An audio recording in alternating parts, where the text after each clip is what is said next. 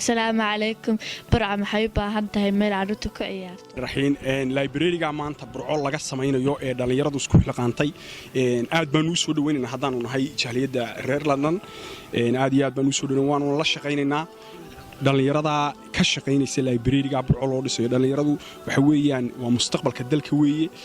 library-guna waa halkii ay wax ku akhrisan lahaayeen waxna ku baran lahaayeen siday waxbarashadooda u dhisaan oo jaamacadaha ugu baasaan marka mashruuca isaga ee maanta loo taagan yahay waanu soo dhaweynaynaa waanu ka shaqaynaynaa waanu ku taageeraynaa cid kasta oo wada dhalinyarada wadana waxaan ku dhiirigelinayaa inay hawsha sii laabaan xoog u shaqeeyaan intan iyo in ka badan ba ay qabtaan sida mashruucna uu hirgalo waa library waa aqoontii waa mustaqbalkii dhalinyarada waxa weeye wax kasta oo wanaaga ku xidhan oo tani kow ka tahay waa in laga wada qayb qaato anaguna waanu taageersanay waanu soo dhaweynaa But I need youth clubs, please support us.